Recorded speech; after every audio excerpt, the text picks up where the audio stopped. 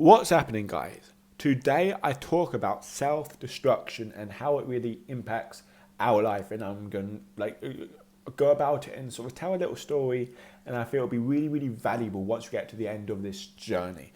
Guys, if you really feel this is valuable, please share, subscribe, leave a comment. It means the world to me. Hope you enjoy today's episode. So the big question is this: how can dyslexics like us create a place, a community, a tribe where people at any stage of life can come and solve any challenge, amplify their strengths, and ultimately help them become who they were meant to be, or in other words, conquer their dyslexia? That is the question, and this show is the answer.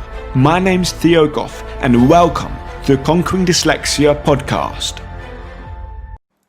Hey guys, today I want to talk about the trap of self-destruction.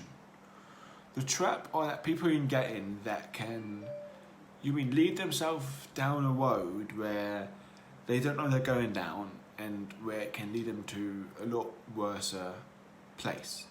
And I'm really excited to talk about this, and I feel the things I want to discuss here and the things that are on my mind, how we're leading it here, will be really valuable where you are right now.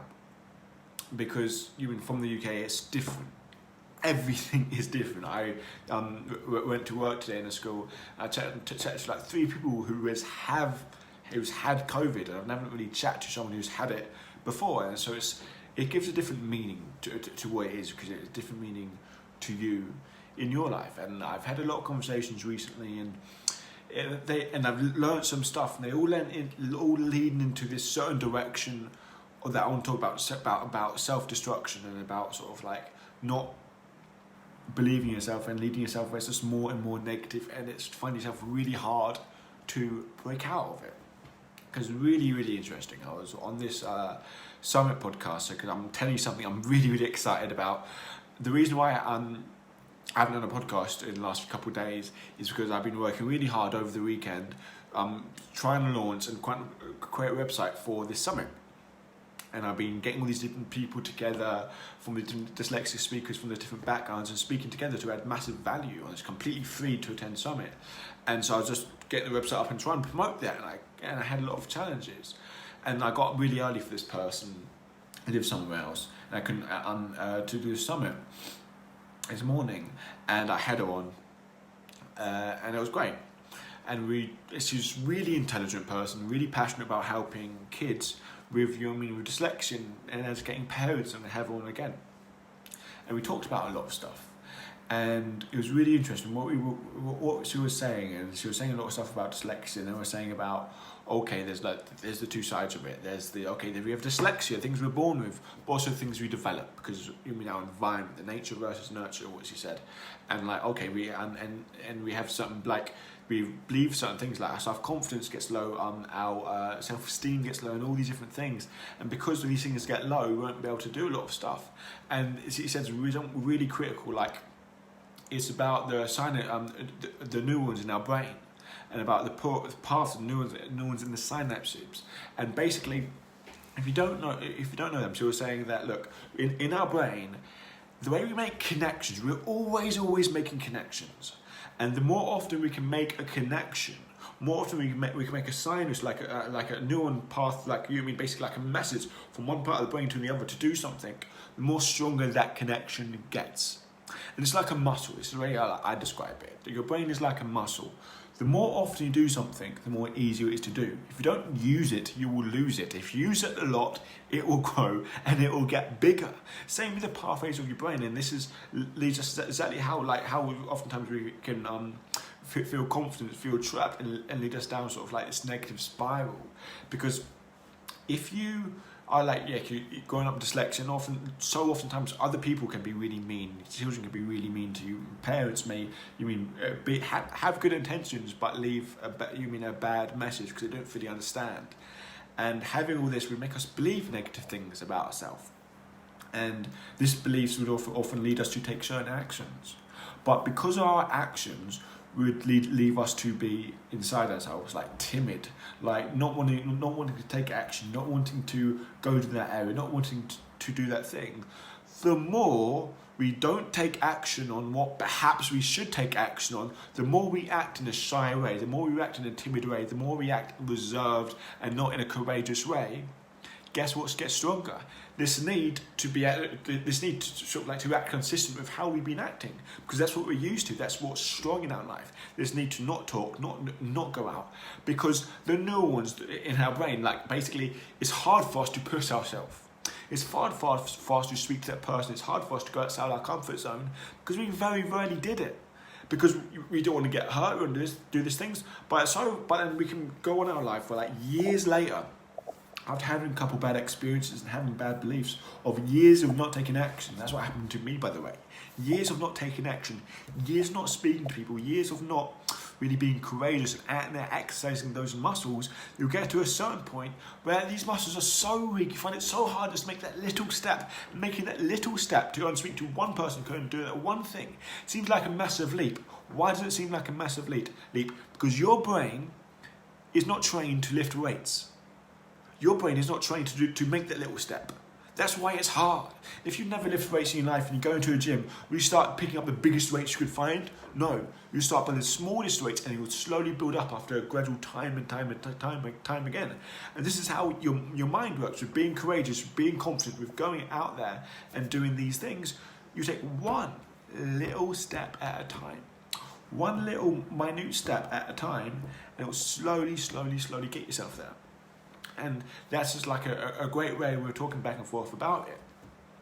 And then she was talking about the basic challenges that dyslexics have, and make sure that, okay, this is what I get a child to believe. You know what I mean? Like believe that it's not about what everyone else is, it's only about their own work. And don't judge yourself by the results. And also you can judge your results by everyone else around you, because you can be the smartest person in the world.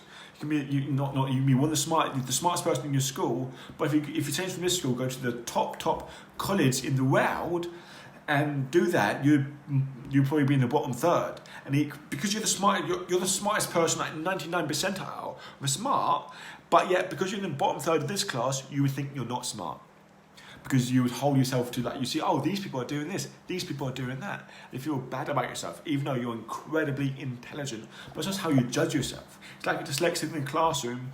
They're designed to do something, they're doing something that they're not designed to do compared to other people, and they judge themselves by other people, and that's why they feel bad about themselves. And it's this cycle of doing that, of focusing on that. And basically she says, okay, you can't focus on that, you have to focus on your amount of work you put in. Don't focus on the result, focus on the amount of work you put in, because it's really interesting. There's a study done in schools, and basically they took two groups of classes. One group of class, they basically said, okay, they praised the kids. There's some based on how they praise the kids, how that affects. They praise the kid on the results. This is amazing, you're so smart, you're such a genius. And that's what we say to kids, isn't it, all the time? You're so smart, you're so clever, you can do this, you're so talented. But if you keep saying that to the kids, saying, oh, I'm smart and clever and talented, they'd always expect to be smart, clever and talented, because that's what they get told. But in the other classroom, like the teacher didn't say you're smart, clever, talented, well done. They said, good work. You work really hard on that. You should be really proud. You put a lot of effort to that. You're a really hard worker. You don't let challenges stop you. And use these sort of like affirmations to empower them. And I think over the time, these group outperformed the other group. The group that got praised in terms of their hard work outperformed the other group by like 30, 40, 50%. Something like that. Numbers wouldn't be accurate. But the point is, these kids who got told that working hard is valuable would value their working hard, because these kids that told they're smart, yes, they think they're smart, but yet they're not willing to work as hard, because they think, well, I'm not a hard worker, I'm just a smart person. And also, who do you think feels better about themselves? The person that are smart, or the person that works harder? The person that works harder because they know they've earned it. People that are smart, they just think, oh, well, I've got this brain, I'm smart. So people, don't judge yourself by the result, if you're smart, if you're not smart. Judge yourself by the amount of hard work you put in. And we talked about all these different things. And then it hit me. And then I realised this. It's really, really, really cool. And then I said, well, wow, that's amazing, because we talked about wow. And I was like, wow, that advice isn't just for educators, isn't just for parents or how they can interact with their kids. It's for yourself. It's for adults with dyslexia. It's for everyone everywhere to really, not put themselves down, not believe bad things about themselves, to really, hold themselves up. And I thought it's such a great message. Just like, take your own advice. Take your own advice sometimes, because picture yourself.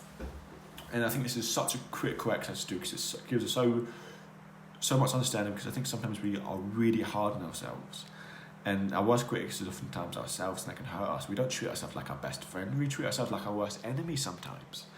Because I often do this exercise. Okay, let's say you're a kid who's going through these challenges, or you're your best mate going through these challenges. Exactly the same challenges, feeling exactly the same way.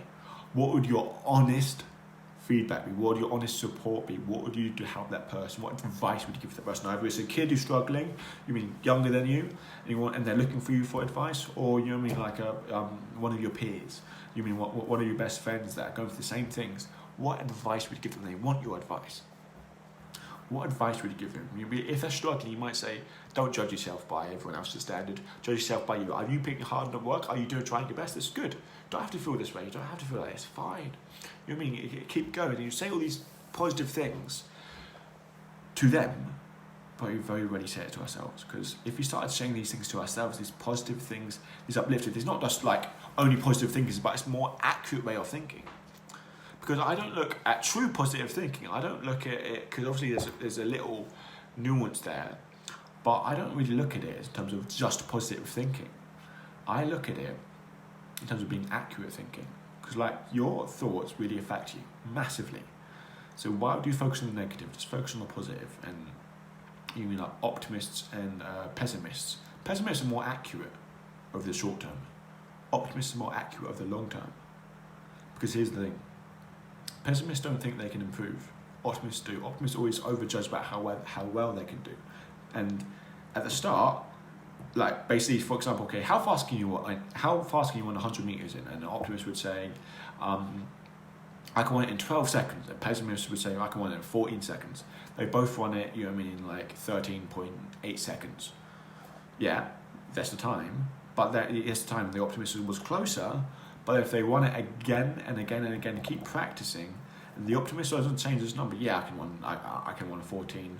No, the pessimist doesn't change his number. I can run 14 kilometers, 100 meters in 14 seconds. But the optimist would be like, well, yeah, I can do it. And the optimist will get faster and faster and faster, because he's focused on improvement. He's focused on how well he can do. The optimist is focused on, okay, let's be realistic. And so often, the word realistic can be negative. But I really see that as something that's really negatively affects us.